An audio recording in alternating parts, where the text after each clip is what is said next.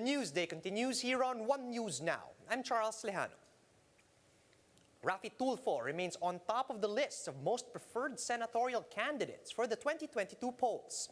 That's based on a survey commissioned by Stratbase ADR and conducted by the SWS from October 20 to 23.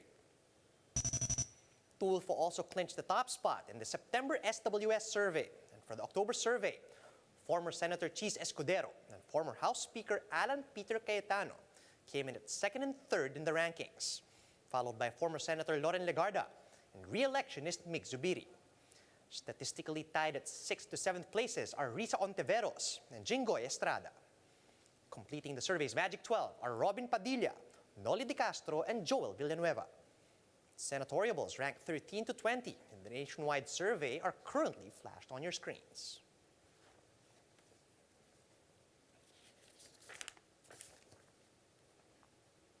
Davao City mayoral aspirant Rui Elias Lopez says the Dutertes are ruling Davao City through striking fear.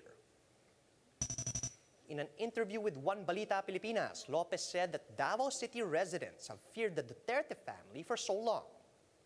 And now that he has more free time, he wants to offer the people of Davao an alternative. Lopez also noted that Baste Duterte has yet to file his COC as the substitute of his sister. And despite this, the veteran lawmaker says he's ready to face any Duterte in the elections, even President Rodrigo Duterte himself. Oh, and it's all right with me. It will be my honor running against an incumbent president, sitting president. And let's see. Let's see if the people have agreed or support what they have been doing. I'm just offering a alternative. A political analyst likened the 2022 polls to the fictional Squid Games, or in layman's terms, matira matibay. Professor Julio Tehanqui says the sheer number of aspiring candidates can bring a tight race down to just a matter of 20 million votes. He says the more players chip in, the smaller the margin they'll need to win. And Tehanqui added that we might see a repeat of the 1992 elections when we had 7 viable candidates and ended up with a minority president. That is, of course, former President Fidel Ramos, who won with a razor-thin edge over the late Miriam Defensor Santiago. If BBM and Sara Duterte or Sara Duterte and BBM, if they join forces, then they're going to be the team to beat. Given the fact na masyadong maraming kandidato, no? Ito unahan lang sa as of last count, almost 63 million na, no? And if we average our voter turnout na 37, hindi lahat pupunta, no? So a candidate must capture only between 18 to 20 million votes, no? Ito ay parang political squid game, no? Matirang matibay kung sinong mauna sa 20 million. Are face shields here to stay? The interagency task force met with Metro Manila mayors yesterday, and they're expected to announce their decision soon. Mon Gualvez with the details. Commuters in Metro Manila are still on the fence if they'll wear face shields inside public utility vehicles. Ba't po hindi ka nagsusot ng face shield ngayon kapag sasakay ng mga jeepney? Nakakatamad eh. Wala namang gano'ng pampasahero. Oo nga. Okay lang sana kung maraming pasahero. Drivers find it difficult to impose the face shield rule on passengers. Yung nasa loob na, wala kayong magagawa. Siyempre, pag baba kayo. Oo. The Metro Manila Council has already proposed to the Interagency Task Force the non-mandatory use of face shields except in hospitals and public transportation. Manila City has already lifted its use via an executive order. While almost 90% of NCR's residents have been fully vaxxed, the MMDA acknowledged that it may also be rash in easing other restrictions. Tinanggal mo na yung barrier, tinanggal mo na yung 1 seat apart, baka masyado maging mabilis naman tayo ron. The MMC also wants all Tiangge and bazaar workers to be given COVID jobs before setting up shop for the holidays. MMDA Chairman Benhur Abalos cited the polio outbreak in September 2019, saying Tiangge significantly contributed to that. So we do not want a repeat of this. I'm not talking of polio anymore. I'm already talking of coronavirus, COVID-19. The MMDA is also eyeing to reimpose the number coding scheme in anticipation of the holiday rush. It expects a 20% increase in vehicle volume along major thoroughfares. Kung lumala ito kung ever kailan, talagang ipupush button namin ito. The MMDA, however, is not yet keen on imposing a truck ban. For News 5, Mon Gualvez, we are One News. Palace spokesperson Harry Roque says there's a possibility that the national vaccination days from November 29 to December 1 will be declared non-working days. Roque says officials are already processing the possible suspension of work during the 3-day vaccination drive.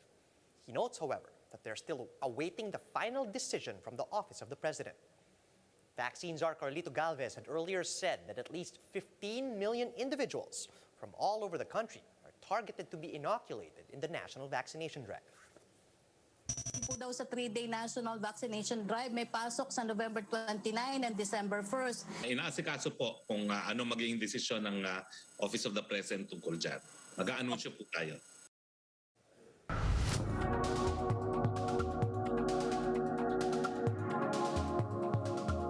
Tourism Secretary Berna Romulo Puyat says the agency is still working on lowering the quarantine period for balikbayans, or overseas Filipinos returning to the country, to boost domestic travel. And Puyat discusses more about the government's efforts to strengthen domestic tourism on Bloomberg Markets Asia. I guess we start off with, just given that the borders are still closed, what's the update on domestic travel, and to what extent are you seeing, I think, volumes recover back to pre-pandemic levels, if they are at all?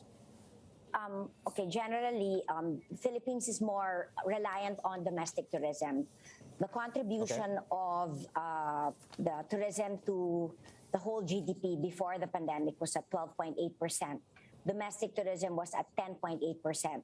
Now, because the cases have been going down and vaccination rate has been high, specifically in the NCR, the vaccination rate, fully vaccinated, has already been at 88%.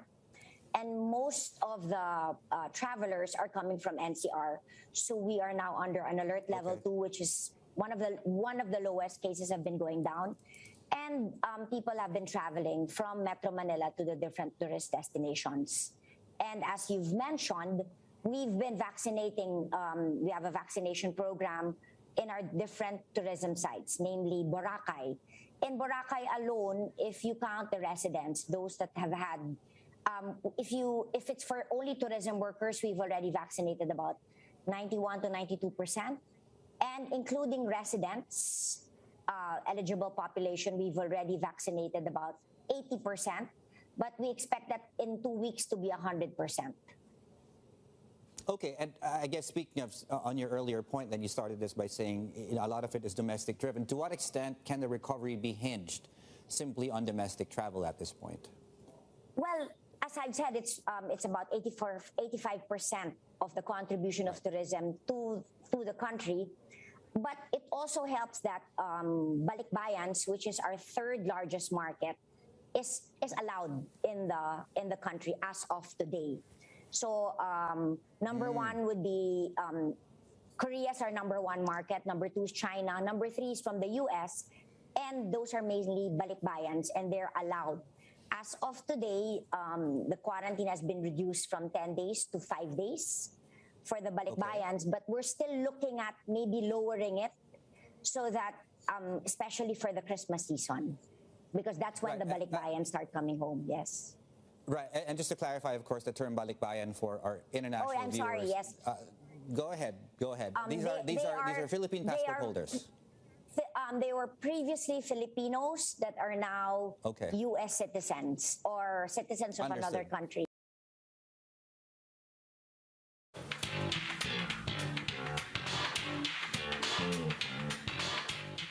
While K-drama fans are overjoyed with the news of Hyun Bin and Son Ye Jin getting engaged, anime fans have mixed reactions to the cast reveal of Netflix's live-action adaptation of One Piece. MJ Marfori with the report. Ahoy Kloy fans. Crash landing on new stars Yoon Bin at Sonya Jin are reportedly engaged. According to Korea's OBS News, the two are already preparing for their big day, including the liquidation of their assets. But the two have yet to confirm the news. Meanwhile, in Japan, or rather, the U.S., Netflix has announced the main cast of the live-action series version of One Piece. Mexican actor Iñaki Godoy will be playing Monkey D. Luffy, while Japanese actor Makenyu will play swashbuckler Roronoa Zoro. American actress Emily Tudd is going to be the navigator Nami, while Jacob Romero Gibson and Taz Kyler plays Usopp and Sanji, respectively.